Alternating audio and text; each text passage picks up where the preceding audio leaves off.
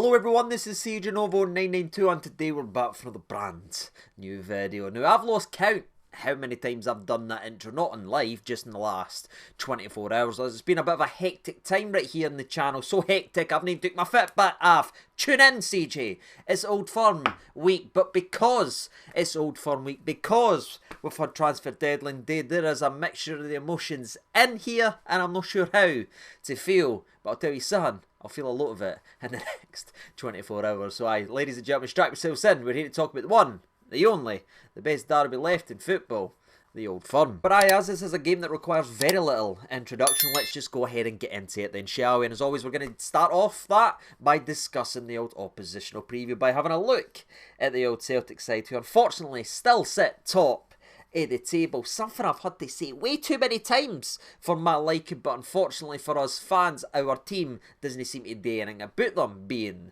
top of the league. So Celtic come in, or I should say host this game, sitting tip of the top, having played 3 matches in terms of league football in which they've won all 3. They've scored 9 goals and they've conceded 9. I didn't drop points. Shut up. It's embarrassing, absolutely embarrassing. But all joking and all that aside, what's actually annoys me the most, ladies and gentlemen, being a Rangers fan, is how easy they're making this actually look, in the manner in which they're playing and the teams that they're doing it against. Because if you look at the way they've started the season off, you have to say it has been fantastic. They've played against Kilmarnock. Now granted it was at Parkhead, but again Kilmarnock can make it very difficult to break down and get actually beyond them. Well, they put 4 by them and it could have been 6 if they were wanting to score more. That's what they've done on opening day of the season, and then had to go Easter Road, which again can be a hit and miss ground for them, but has pushed them to the limits previously. I mean, last year alone it required 2 penalty kicks just to get by them, but again they barely had to shift out second gear to put Hibs to the sword. And then in their most recent league game, I should say, they went up to play St Mirren, which again is another side that can make it very, very difficult, but Celtic just waltzed all over them to the scoreline of being 3-0. That's what you're talking about. That's the way they've set the standard this season for wanting to regain their trophy. That's the statement that they have put out, and it is pretty bold and very, very alarming, being a Rangers fan. And the only other game that they've actually played this season isn't even a thing that we can look into and take something from either, because again it was in the early cup competition, but it was against Hibs. You think, okay, well, Hibs have just played them, maybe they're something in that, maybe they can take that. Nah, ladies and gentlemen, Celtic beat them 3-1, and the only thing you can really take away is that they finally conceded a goal. Now it was actually a really poor goal. I don't really know what Kasper Schmeichel was doing on that, if he expected his defender to header it. It was a shocking goal to concede, but we can't put all our chips onto that one, ladies and gentlemen. As the only little wobble they've had is the space of what, 5 minutes after conceding a goal. But how did the second half start? They scored an early goal and killed the game off. I would actually argue it's a professional approach to the start of the season, as I've just got things kicking, moving on and making sure they're winning games. But again, it's the manner in which they're winning games, because again, we've spoken about games before, relying on 2 pens in the 90 minutes, scoring in the 95th minute, relying on a late goal. They're not doing that. It's fast, early, and they're getting the points wrapped up by nearly half time. And that for me is the biggest difference between this Celtic side that we're playing tomorrow and where they were last season, where again occasionally they did ride their luck. They did play in some ugly games. It's been just so damn easy for them so far that I cannot sit here the more at night and say we've not laid another finger on them, or never put a glove on them, or never made it difficult. If I'm sitting here saying that Celtic still not being able to come out second gear because they're strolling by everybody, I'll be absolutely sick to my stomach. Sorry, this is a team that's not been hurried and pressed and put under any pressure, and it has to be something that changes right away from the very first minute, because they are coming and strutting their stuff, making it look so easy. We must drag this down and make it ugly and dirty right away, because if we allow them to settle, ladies and gentlemen, they've just been scoring goals and creating chances and making it look effortless, which cannot happen tomorrow. But I guess it is pretty fitting that we're playing Celtic at this moment, as the transfer window is now officially closed. We've got our thoughts and opinions on what we did, the failed rebuild, the frustrations with the squad, the frustrations with some of the recruitment. Some of it was good, most of it was frustrating. We'll maybe talk about that more when we get to the Rangers end. But how did Celtic actually get on? Because we're talking about how easy it was and everything like that. Well, on paper they did lose arguably their best player in terms in Matt O'Reilly. Again, I'd probably still give that to Callum McGregor, as I do think he makes the entire thing run. Anyone want to counterpoint that? Look at how bad they were playing before he came back from that back injury and saw the run that they put on. For me, he sets everything in there, which is why I think if you want to win an Old Firm and win these derbies, you've got to get somebody on him and you've got to limit what he can do in the game of football. But again, everyone loves stats, everyone's statistics, so Matt O'Reilly is the one as he scores goals and gets this, and that's why he's got the big price tag. Again, I'm not taking anything away, he's clearly a very talented player, but again, losing a player like that can hurt you and derail a season. But with the money that they received, a record fee, Celtic have went full Spurs with the old Gareth Bale money. If you know, you know, and I've just reinvested that right away, picking up a couple players, strengthening a couple areas, and possibly bringing in the Matt O'Reilly replacement. But I can't even lie to you, ladies and gentlemen, sit here and say I'm not delighted that Matt Riley won't be here tomorrow, as he was pissing me off and annoying me in the last couple of Old Firms. So he's gone, and I'll be interested to see how that midfield works without what he could bring in with his late runs and dragging midfielders or other shot. Be interesting to see how Brendan Rodgers sorts that going in to this game tomorrow. But as we're going to talk about Rangers' expenditure and what they've done in the transfer window, let's talk about what Celtic done then, shall we? Because again, they did spend that money that they got from Matt O'Reilly, 9.5 of it apparently on Adam Ida, which is absolutely ridiculous. And I know I'm saying this 24 hours before an Old Firm, and I know he scored goals and he's won them a cup and all that before, but that seems a bit absolutely mental. But again, I think a lot of these fees are heavily inflated because everyone knew they were getting money for Matt O'Reilly, which is why Spurs paid so heavily after Bale left when all these different projects, because everyone knew they had a wee bit of money. So I think there is certainly a couple extra millions added on to the likes of the price tag Adam Ida, which for me is madness. But again, some of their other transfer business was actually pretty solid. I think Trusty, the centre-half, is a good addition. Apparently £6 million paid for him. I think Luke McCowan, if you've watched his channel before, I rate him pretty damn highly. Again, he's one of those players that's been performing very well in Scottish football, and it used to be in our DNA to go around and pick up all these pieces, put them in the mixer. That's what the successful Rangers teams used to do, and that's what Celtic did. There's your Turnbull, there's your Luke McCowans, there's your Greg Taylors. They do what we done, ladies and gentlemen. We've just forgot all about it apparently. But I think he's a good move. Now, whether or not he's going to be the Matt O'Reilly replacement is absolutely up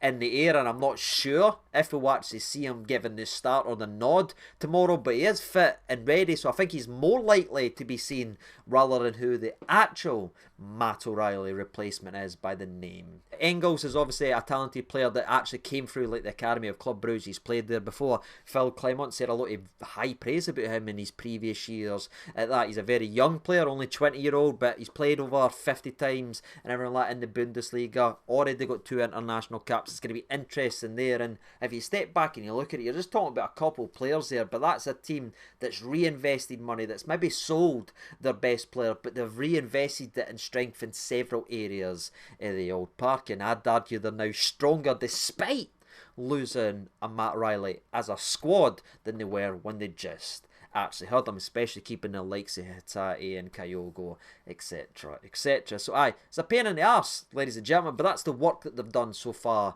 this summer. That's how they've actually played. The big question is going to be is how much of these new signings, obviously Ida was here last year, so he'll probably play, but the other guys, the Trusty, the Engels, the Luke McCowans, are they going to dive right in to the starting 11? It'll be an interesting call, and again, that midfield department for me has to be something we unsettle right away, because the connection and the chemistry that's been there with Hatate, O'Reilly, McGregor is disrupted right now. Do you know what I mean? Especially in a game of this magnitude, and it has to be an area of the park that we go and demand and limit and not let them settle in and strut their actual stuff. And that's all I've really got to say about the Celtic side. I've tried to be as open, as honest as I can be regarding how well they're actually playing. But for me, I just look like they've not yet been tested. And as a Rangers fan, I just hope going into tomorrow we actually go ahead and test them. Do you know what I mean? Actually get stuck in. Is that too much to ask for having both sides in terms of our rivalry going at it for the actual whistle? No one bending there being scared of the other. Can we just turn up. That would be very, very nice. But with that being said, that means we can move over to the Rangers side of today's video, and it is very hard not to just compare and contrast our thoughts and opinions regarding the transfer side of things and how we've done our business. And it's probably the why I've actually built the video this way, by talking about the Celtic stuff and transfers last, because that gives us the perfect bridging point from the Rangers perspective. Because if you just sit them right next to each other, right, and just say you're looking at on paper, you're arguably losing Celtic's most creative, talented player in terms of Matt O'Reilly. What did they do? Well, we've already talked about it. They spent the money, brought in replacements and strengthened their actual squad. If you look at it from the Rangers end, now stay with me here for a few seconds, because I know everybody hates him and everything they knew, but arguably when Cantwell was on the park and when he was fully at it, he was our most creative and our most talented player. I think that's fair to say. So both sides have lost their most talented, creative player.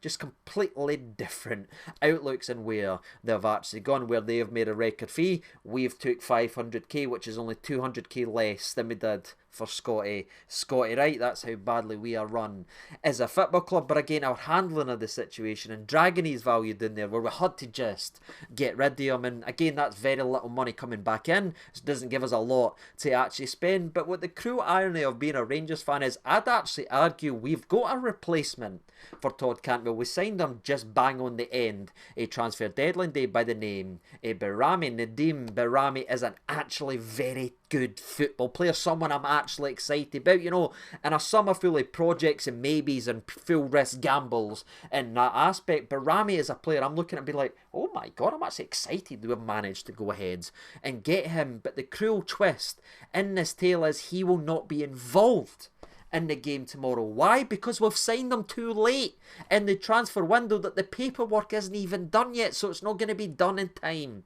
for the old firm. And that's where the frustration actually keeps coming in and looking at, you know what I mean? We knew these games were coming, we know when the season starts, but again, we always treat August like our actual pre-season, and it comes back to bite us in the arse every single time. I love that we've signed Berami, sorry, and I think he's going to be a very talented player. But if he's already missing an old firm, can you not just sit and say, what the hell are we actually doing? Do we not know these games are actually coming? And it's really, really frustrating for me, because that's the type of player that could maybe thrive off that negativity and grab us son by the scruff of the neck. But arguably our now most creative player in the team, he's not even going to play. Why? Because we signed him too late in the window, and we've not even completed his paperwork yet.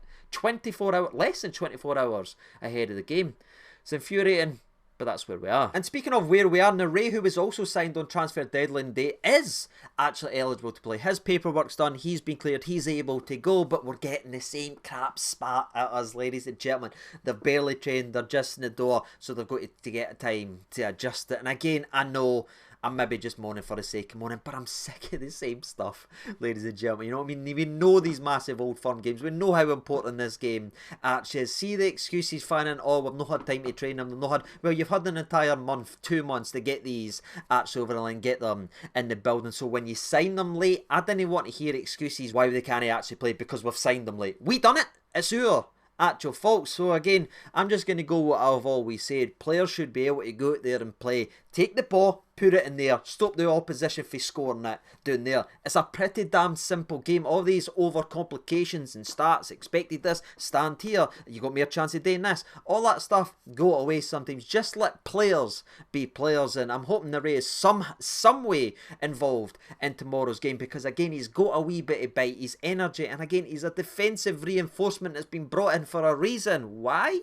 Because we're garbage defensively, so maybe a bit of strength defensively could be important when we go to the most difficult stadium to play versus the best team in Scotland, and that's why they're winning trophies. That's when you need your defensive reinforcements. So sorry for a wee bit of the tangent there, but again, I'm getting fed this stuff already, why all these boys can't play, and I'm just thinking, it's an old firm. Can we not just make sure we get our boys ready to actually play, so us as a team are going in as strong it's possible. No way 1,000,001 excuses and reasons why we can't. Now, I know some people may say, oh, you're being a wee bit too negative here, CJ. This happens, transfer deadline happens. Celtic signings were also deadline day signings, and you're absolutely right about that. But you know the key difference between us and Celtic is they're winning league trophies and they're winning derbies, everything. They've already got a strong unit in there. We were the team that was needing to rebuild, to strengthen, to get near Celtic. So to actually make some signings and know they can't play leaves us with what we had previously, which wasn't good enough to beat them in these derbies and win league trophies. It's a vicious circle that we continually repeat, and aye, that's how I feel regarding all that, as is the Hadji situation, as Clement came out and says there is no change, despite him willing to take less wages to be in order to play this game and take out stuff in his contract that would give him more money. Again, that's what's apparently actually out there. Despite all of that, Clement has said they don't see him as their new number 10, which is really, really confusing to me, because right now, oh, I just smacked my mic. We're back though, didn't worry. Barami, who is your new number 10, can he play in the game tomorrow? And the only other number 10 you have in the entire football club is Tom Lawrence, who again is out of breath picking up the remote for the couch. So that's where it gets confusing for me. If you're not talking about you didn't see Hadji being your 10, what's the difference between Tom Lawrence and Hadji? That's what I would love to actually know, because neither one of them's quick, neither one of them can run. So what's the big difference between Tom Lawrence and Hadji, in my opinion? It's not better just at least having one, especially someone with the mentality that's willing to take less in order to try and play for us.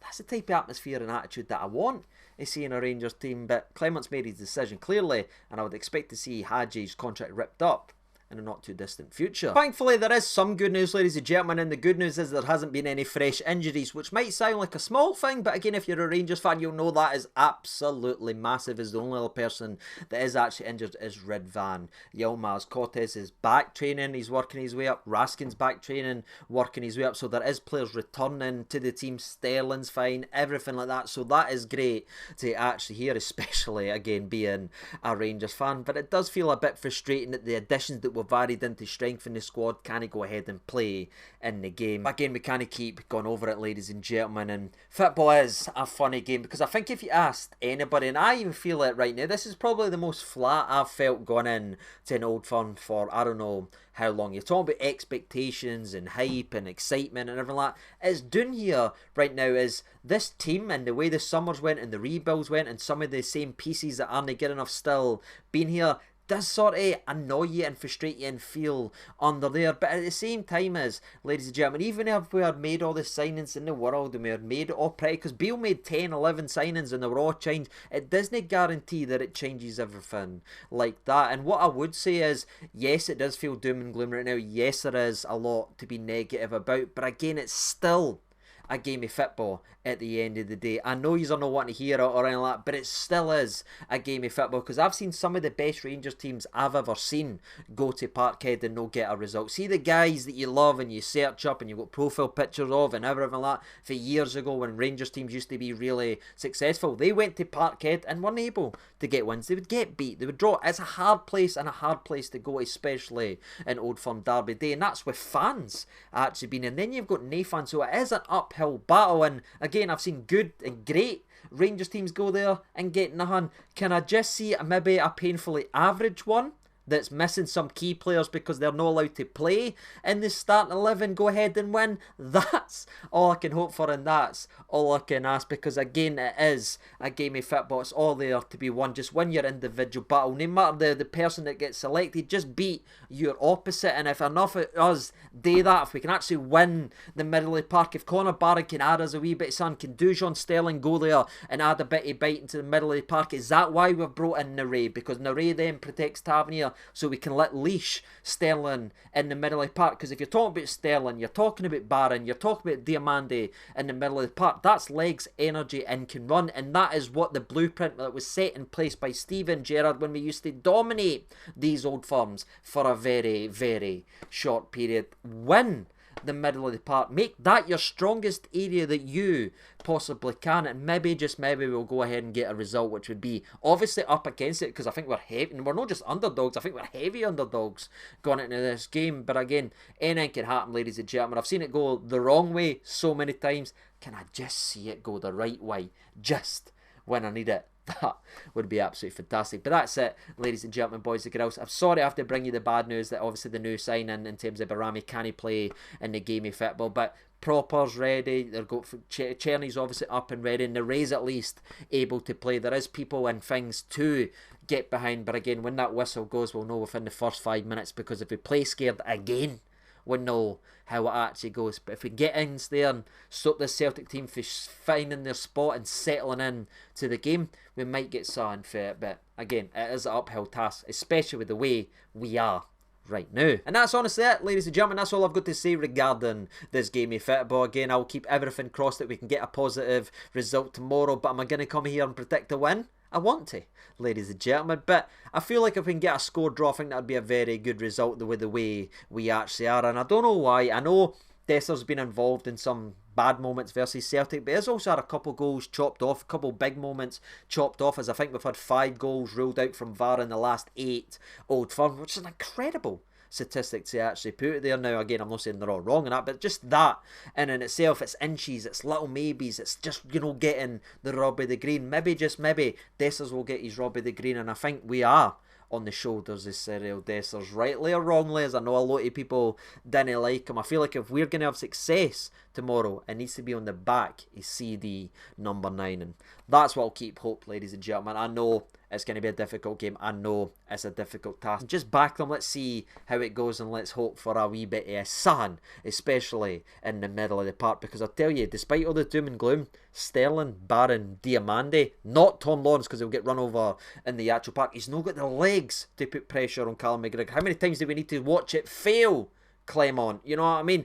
Put them in there. Let Dio run after Callum McGregor all afternoon. Let's put some pressure on him. Maybe, just maybe. You know what I mean? I've talked myself up. I'm starting to get excited, but I know when the whistle goes, I'll start to feel sick almost instantly. But that's it, ladies and gentlemen. I think a score draw is on the cards for tomorrow, which would be a great result. Or, aye, we'll wait and see how it goes. What about you? Let me know your thoughts and opinions down there in the old comment section below. I know you're doomed. I know you're doomed, but let me know how you're feeling. That would be absolutely sensational. Until tomorrow after the game, which will probably be a little bit of a late one, as you know, it's an Old Firm, takes a wee bit of time. I've been CJ Romney too. Thank you so much for watching. All the best, and bye-bye.